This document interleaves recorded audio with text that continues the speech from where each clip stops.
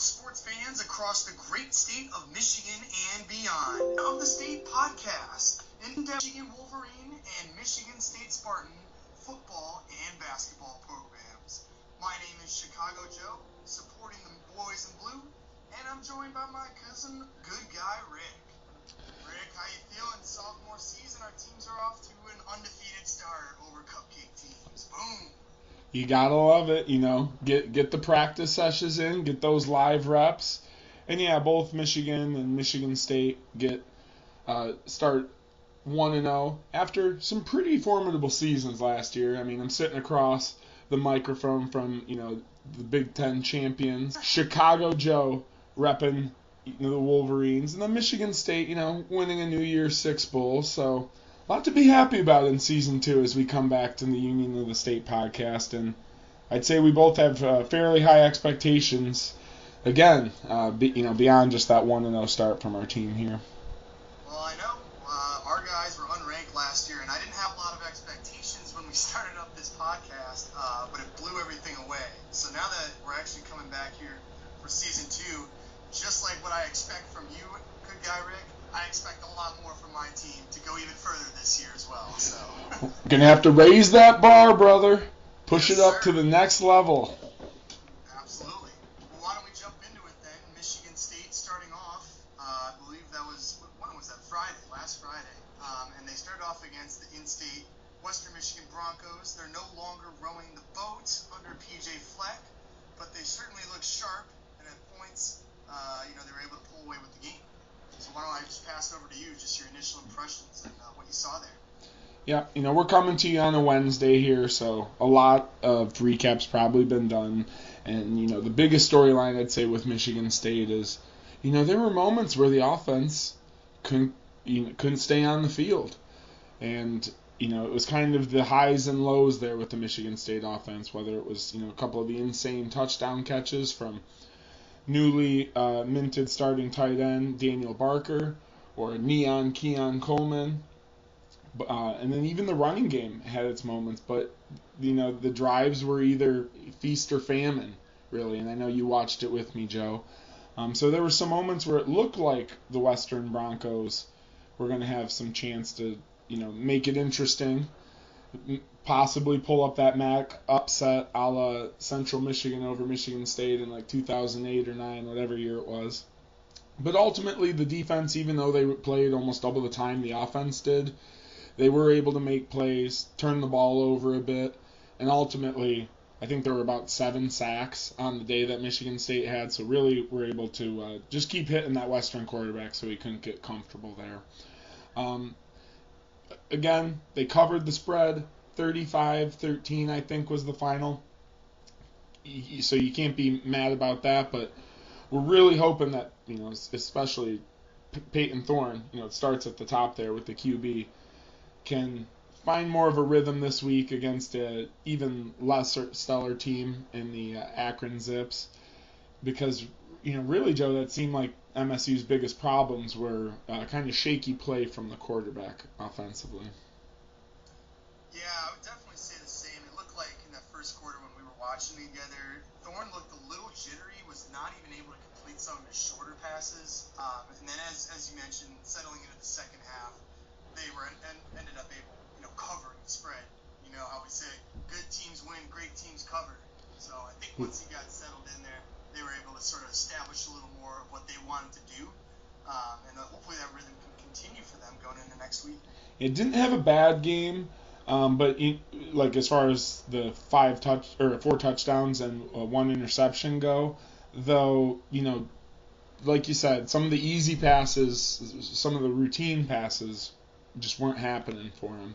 And then he'd hit some of the bombs, though. Even we know there was a Jaden Reed overthrow that could have been an easy touchdown for him as well. We'll see how it goes. But the running game, was on the opposite side. That was the thing. After losing Kenneth Walker, I was at least ecstatic to see Jalen Berger look better than advertised, more shifty than originally noted. He was kind of billed as a downhill runner. And he really looked to have some spark on, I think he had a 50-yard run where he was able to make a couple moves and get out deep. And then Jarek Broussard, a little change of pace, speed back. I'll be excited to see him more. So the running game was the, double thumbs up from me, and then Peyton Thorne was kind of the okay, Asi there. But, overall defense wins it, or keeps it in their hands. And I'd say Jacoby Windman would be the player of the game. And he did get some shine as the Big Ten Defensive Player of the Week with 4 sacks and I think 1 forced fumble. So, like I said, MSU's getting an easier opponent in the Akron Zips this week. But let's pivot, over to the Michigan Wolverines now and how they handled business on Saturday. So there's really not too much to say about this game. It was definitely a blowout. Colorado State was able to get a touchdown at the very end, which they definitely earned. It was a great throw and a great catch. But other than that, it was all Michigan. A lot of sacks. I think they had over 10 sacks on defense. And that was a big question coming into the game because they lost Hutchinson and Ojabo, who both led 1 and 2 in the league last year in sacks. So that was obviously a big question going into the game. But I'm not going to draw too many conclusions from the defensive performance as a whole because that offensive line was absolutely brutal for the Rams. And then if you look on the offensive side of the ball, again, not too much to discuss. You saw Michigan and Harbaugh do the same thing last year. When they played their cupcake teams, they're just going to run the ball up the middle and jam it down their throats. Now, the quarterback play, that wasn't very impressive. Obviously, we'll get into that discussion here in a bit about the 2 quarterbacks and how Jim Harbaugh is choosing to start both of them here. But Cade McNamara went first. He went 9 for 18, returning from last season. It was about the same as what we saw last year. A lot of poise in the pocket, very safe with the football, not going to try to jam it into too many, cover 2 positions. So there's going to be a lot of that this year. Quarterback rating, I'm looking at it now, is under 40. And that kind of makes sense because the emphasis was on running the ball, as it usually is against cupcakes at this time of the year. But I didn't think we saw anything that really said, yeah, you know what, we got to ride the experienced senior hand. And so that's going to open the door for McCarthy next week, and he actually had a touchdown by running the ball. So in a way, he was actually more spectacular than Cade, and it wasn't even his game to start. So that was kind of interesting to me. But on to Hawaii, one of the worst teams in Division I football, just like Colorado State. So it's going to be 2-0 for Michigan. Yep, and as you mentioned there, Harbaugh did come out and say that J.J. McCarthy would be getting the start against Hawaii. I kind of want to pose this question to you, Joe. Is McCarthy getting the second start versus Game 1 against Colorado State a kind of telltale that he will be the pick for starting quarterback going into Week 3 and beyond? I've been wrestling with this question for a while. I think it kind of is. And I actually like the way that Jim Harbaugh's done this, and I don't really credit his coaching style very often, but I actually really think this is a smart, tacit, low-key way to save face for whoever he chooses as the quarterback going forward. I think everybody in the locker room is pretty aware at this point, and they probably were aware of it halfway through last year as well. J.J. McCarthy is the future of the Michigan Wolverines. He's the more dynamic quarterback. He can throw it better. He's more accurate. He's a playmaker with his legs, too. He offers you everything you want in terms of a spark on offense. Now, to be fair, this is a good problem for Michigan to have, and no matter who is picked going forward, the other quarterback will get some reps, but the majority and the lion's share of that, I believe, will go to JJ if he does what he's supposed to do. I mean, both the Rams and Hawaii, they're not very good teams, and so you would have expected to see a little bit more out of McNamara, at least in the first game. But even if they maintain that run-first approach, which I expect them to do, then you're still really not setting either quarterback up to display their true talents, with the exception being McCarthy, because he is the quarterback that can also run the ball too. And I think this is it's a good way of saving face to say, hey, Cade, we gave you a shot. We gave McCarthy a shot. The decision was made to go forward with McCarthy. and I think they will, because this is the guy that Harbaugh's been looking to draft. Basically, he's been here for 8 years now. This is his 8th year. This is the guy that you finally were able to recruit that can lead us to the promised land. And if you start McNamara, I mean, you could literally expect McCarthy to have his eyes on the transfer portal immediately. They cannot let him walk, and I know that Harbaugh's not that stupid to play politics over winning. Winning comes first. That needs to be prioritized. So you're not nervous about Cade McNamara entering the transfer portal? I think at this point, he's done his thing. You know, we know what Cade offers, and we saw that again in this game. We don't know what McCarthy can do with this team yet, and I think that allure is very powerful. And I think that's what they're going to do, to say, hey, we can go just a little bit further if we have this guy instead. You know, so that's kind of how I see it. It just seems like it wouldn't really be a situation where after the Hawaii game they would go back to Cade. It does kind of feel like the unofficial, like, oh, you know, now it's his turn to start this game, but I mean, it's ultimately Hawaii. Like you said, if they're leaning run heavy, there are not going to be a lot of situations to, you know, have a poor game. Not even that I think he would. So it just feels like it'll be a natural, oh, let's just keep going with him now. But no, that's a fair point too. I still see them somewhat splitting a little bit, but without a doubt, I mean, unless there's like some really bad injury, whoever gets picked going forward, especially if it's JJ, he's going to be getting, I'd say, over 80% of the snaps. Mm-hmm. So we'll see how that goes. Very interesting. But, you know, like you said, do you think it's hard to argue that he is not the more dynamic playmaker, and just, well, you have a couple easy games left between Hawaii and UConn, you know, the transition time might be good here prior to Big Ten play. Yeah, there's no preseason games in college, so you got to use the cupcakes, I guess, to sort of experiment with live game scenarios that you otherwise wouldn't be able to do in practice. So I haven't really ever seen this format used before in either football. I don't think in college football, at least. So it's definitely kind of curious that they're basically using these teams as warm-ups. Never really from like a winning team like this. You know, when teams are more losing, you see it. Like that's right. Not a team that's now ranked 4th in the nation. But anyways, I digress. Coming off a Big Ten championship win. That's silly. But why don't we move on? We're going to move into our next little segment here. I don't think there's really much need to cover Akron nor Hawaii in depth, so just sort of wanted to move into the next segment and discuss how we're feeling about our team here. Rick, I got to throw it your way. You're looking at Michigan State. They were pretty close also to making the Big Ten championship this past year.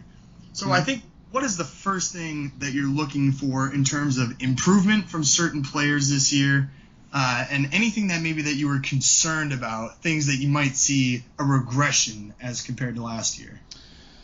Well, there was a big talk in the offseason that, you know, not only you lose Kenneth Walker, you know, running back of the year, Walter Camp player of the year, though you can't replace that one for one, you know, so do whatever you can there. But the real concern was that, you know, Kenneth Walker really made the offensive line seem better than they were last season, and we graduated 4 players from the offensive line.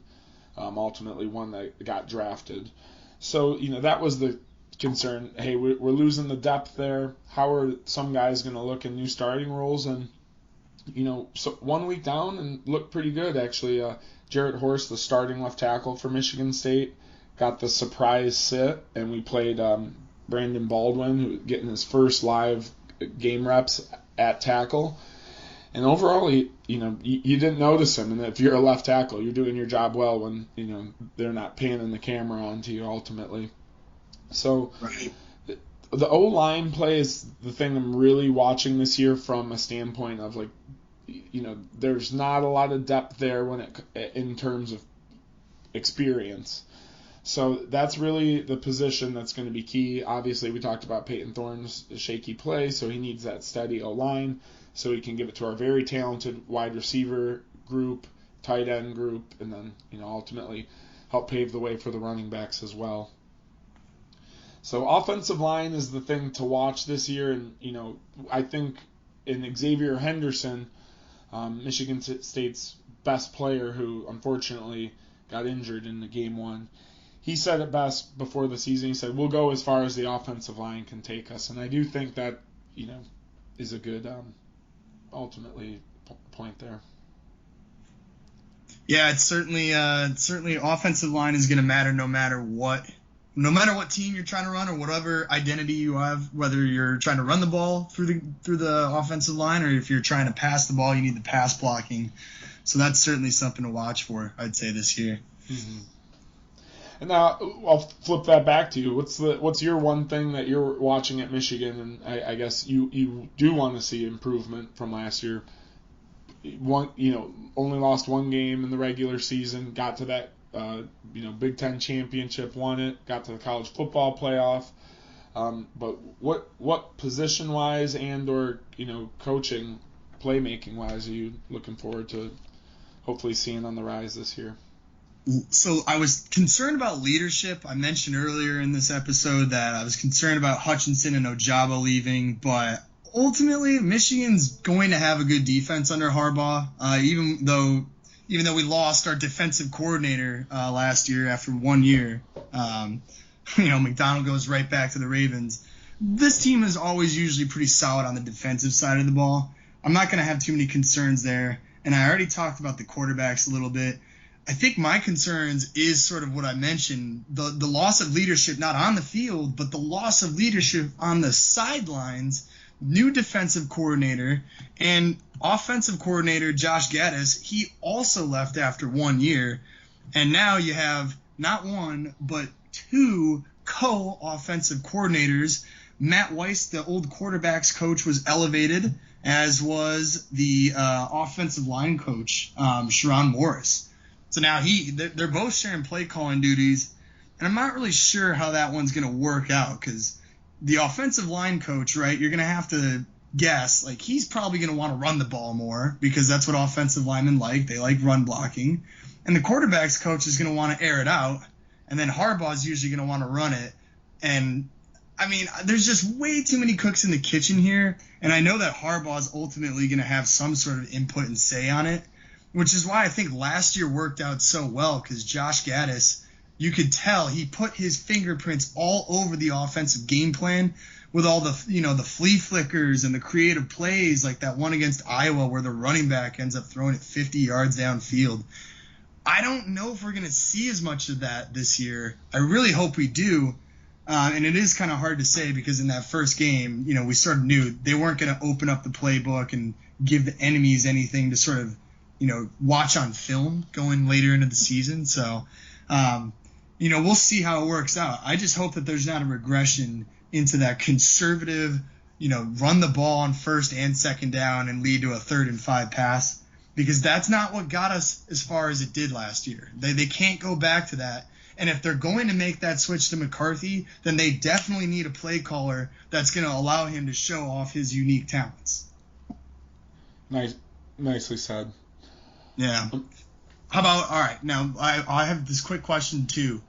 I think we saw on Michigan State 2 injuries already are affecting your team. It was like Xavier Henderson, I think it was. I saw this. Yep.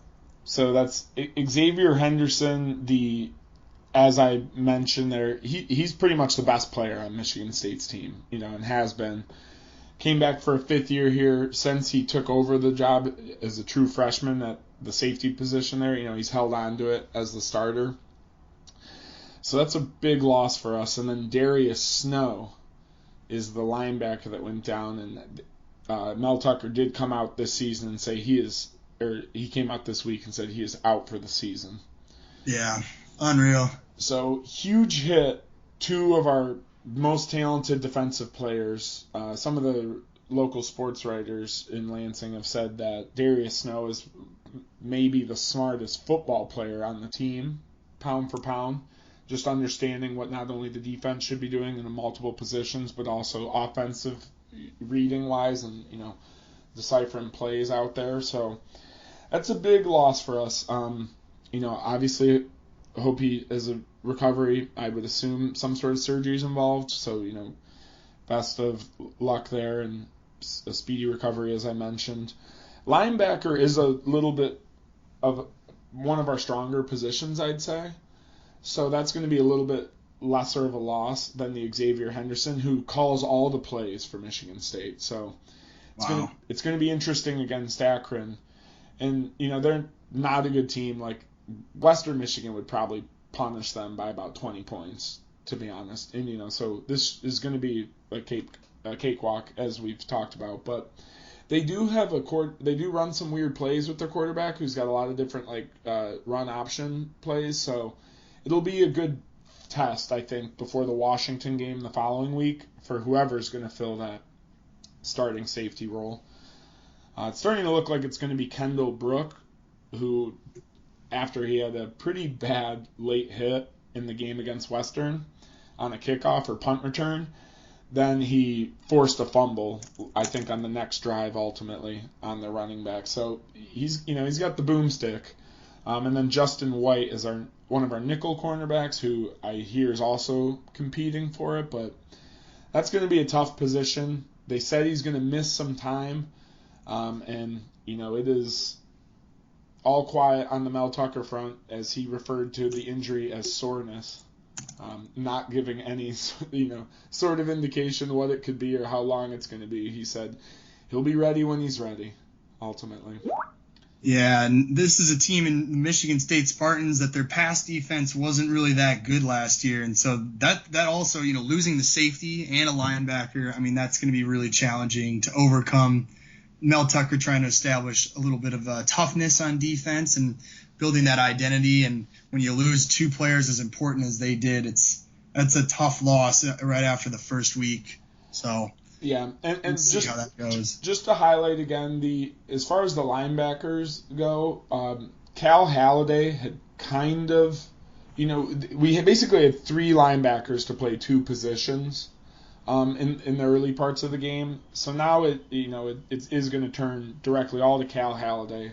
Ben Van Sumeren, the Michigan transfer who's on our team, who had a game-high 11 tackles. And other than Jacoby Windman, did look like the defensive player of the game last week for us. And then Aaron Brule, a Mississippi State transfer. So we have a little bit of depth there to replace it, but you like you said, you hate to see it, and for one of the smartest players, that'll be tough ultimately. All I can hope is speedy recovery for him. Any Michigan players have any injury issues, or all clean after game one? Looks like we're all clean, and actually that'll segue into what I wanted to say is I'm really excited for Ronnie Bell, who last year was injured basically right after the first game last year, when coincidentally we played Western Michigan in the first game. So he's actually back after missing all of last year, and I'm really excited now that he's got not one but two quarterbacks that can get him the ball. I really want him to have this breakout year. It always seems like Michigan just has this terrible luck with receivers that are always getting injured. Maybe there's some conspiracy by Harbaugh to injure his receivers so they can feed the running game. But now that he's back, he needs to be the guy to step up. We already have Cornelius Johnson on our side on the wide receiving area, and Roman Wilson had a nice touchdown in the game. But Ronnie Bell, if he's the guy that we thought he was going to be last year, I really want to see him step up, and hopefully with McCarthy or McNamara getting him the ball, he'll be able to flex his talents as well. Really looking forward to that. And then also, quick shout out on the defensive side. Mike Sanderstill, who was a receiver last year for the Michigan Wolverines, he's now playing in a cornerback role, which is really, really interesting. He just flips sides of the ball entirely. So instead of catching the ball for the offense, he's now swatting the ball away on defense, which I think is really cool. And he had a couple nice plays in the game last week. So really looking forward to him. He had a sack, and I just think that's pretty cool. So I'm interested in both of those guys, one on each side of the ball there. And I'll feed that question back to you too. If you have anybody that's sticking out to you that you really think is going to have a breakout year, now's the time. I think offensively, I'm gonna narrow it down from when we talked to one, and I'll say Keon Coleman, who number 0 at receiver, and I mean just looks like an action figure playing in football pads out there. A little Michigan tie there. I mean, that was I think I said to you, I was like, I haven't seen a receiver go over someone like that since Braylon Edwards in this stadium while we were watching the game, because he just kept sunning people out there ultimately. And I mean, he's a big guy too, so once he gets running, I don't see many cornerbacks being able to take him down if he can get past them. So I do think as a sophomore now, it's Keon Coleman who's going to really emerge as our number 2, firmly with Jaden Reed, because Jaden Reed is going to be getting so much of the coverage, double teams. So it's going to allow a guy like Keon to get loose and then, I think settle into that number 2 role cleanly. And then ultimately the number 1 beyond Jaden Reed's future. And then, I mean, how can you not just look at Jacoby Windman in there? I don't know if you've seen the highlights, but I'll send it to you. Michigan State hired Brandon Jordan, who's a kind of NFL position coach who would take on a lot of clients in the off seasons, including like Rashawn Gary, I know is one, Max Crosby, a lot of high level NFL players that are working with this guy. And he's one of MSU's D-line coaches now, along with Marco Coleman, former NFL player. And some of the moves he's teaching those guys to see, it was pretty wild. And Jacoby Windman has this move called like the ghost move, where he shoots off the edge, and then when the Western tackle puts his hands around there, instead of meeting him, he ducks under them. And all game, the tackles could not adapt to it, which led to his 4 sacks and 1 forced fumble. So, I mean, Jacoby Windman just looks like an absolute beast. He was billed as a linebacker coming over from UNLV, but I heard going into week 1, at like the day before, that he was looking like the best defensive end, and that is where he took all of his snaps ultimately. So, I mean, that guy's a stud, and ultimately I think some of the other sacks that the players were having on the team were because he was just wreaking havoc so much and allowing more one-on-ones for the other D-end or linebackers to slip in. So, oh man, Jacoby Windman, we get 1 year with him, but oh my gosh, this guy from UNLV is looking like a monster. Well, I like Keon just because of the rhyme on that. No, he's got that. He's got that NIL name going for sure. Hopefully, he gets some good T-shirts off it. And on top of that, the Spartans are no stranger to incorporating a little bit of neon into their jerseys. So I'm sure when that day comes, you'll be ready. I gotta mention quickly, just because like it is a thing that I don't want to say I'm not cool anymore, but when those neon jerseys and the pants came out, I was like, oof, those are a little rough. But I that's what I hear. I hear Keon Coleman loves them, and the younger kids, that are getting recruited ultimately love the neon. So, I do what they like, and I think that's why he got the Keon name, because he is like the biggest advocate online for bringing the neon jerseys back. I guess that's just good marketing on his part, but I'm like you. You can call me a grandpa. They're disgusting, and hopefully Michigan doesn't bring back those accursed all yellow mustard neon uniforms they brought out in the opener against Florida, I think back in 2018. So no more of that shit, please. No, please. No. Just don't. Yeah. Every time you think you need to, don't. And while we're at it, no more of these throwback Michigan uniforms, too. We like to keep it original. But we got to wrap up here. We're getting to the end of the episode. Rick, I need a final season projection record. Regular season first. But if you want to go any further beyond, you are welcome to. But I'm going to stick to regular season. All right, I'm just going to pull it up real quick. So why don't you start us off with Michigan's, because I know you've been staring at it. I have Big them. time. After the way I saw Penn State play against Purdue, I'm no longer worried about that. With those 2 injuries to Michigan State, I feel a little bit better about that. That game is in Ann Arbor. I'm going to project us to win this year. But as we know, Harbaugh has a tough time beating Mel Tucker and the Spartans in general, so that'll still be a close game. I think Michigan's going to go undefeated into Columbus. And then, I don't want to make a prediction just yet. There's a lot of season left. But I'll throw in one loss into that season somewhere. And so therefore I'll say our season will be 11-1, but we're going to be a contender not only for the Big Ten championship, but also to make it into the top 4 this year. Very, very much optimistic about our prospects. Now, I'm not going to go game by game and say which ones, but just kind of looking at this, I'm kind of feeling a 9-3 season, which would be one more loss than we took last year. I don't know who it will be, but I do think, if you go back to MSU's record, I think we did have like 5 or 6 games that were settled by a score or less, and we were undefeated in those games. And that's really hard to do, ultimately. Obviously, big-time players make big-time plays. That's a lot of what was going down for us last year, and I do think there will be some of that. We will be in some tight games, and we'll win some we shouldn't. But there's probably one loss in here that we shouldn't take and will. I'd say between Ohio State and Michigan and Wisconsin, those are 3 tough games in a row. There is a bye week between Wisconsin and Michigan, but, those are 3 pretty tough games. So I could see us possibly dropping 2 of those 3.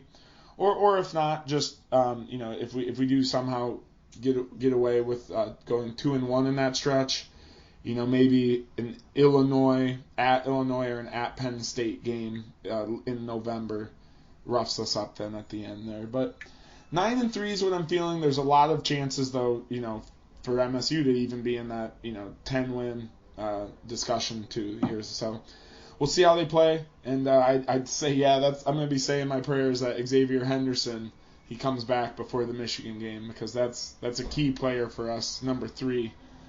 In the safety spot there. So we got a couple contenders here in the Big Ten East, but obviously, as a couple guys running the Union of the State podcast, you shouldn't expect anything less. We're some homers. We expect our teams to be on top and competing for the top. Yeah, I do. Yeah, I see a couple 10-win seasons again for these squads. Yeah, I think with the weak non-conference schedule, and also, I don't really see. I think the Penn State is kind of going to have a bad year as well, and that could open the door for our 2 teams here. So I'm really looking forward to it, and glad to be back for the second season here. Yeah, and MSU gets that Penn State game for the beloved Land Grant Trophy, last game of the season, and I can only assume that's when you're playing the Ohio State Buckeyes as well. So it's going to be fun down to the end, man. Can't let any get away. It always is. It always is. My favorite sport and my favorite guy to talk sports with. This is the Union of the State, baby. Hoo. Well, as always, thank you for joining us for another episode in a new season of the Union of the State podcast, hyping up the Michigan Wolverines and the Michigan State Spartans. I'm Good Guy Rick. And I'm Chicago Joe. And as always, we love you. Thanks for listening. Hit the like button, comment down below, and tell us who you're most excited to see from your respective squad this season. Have a good day, everyone, and go green. Go blue.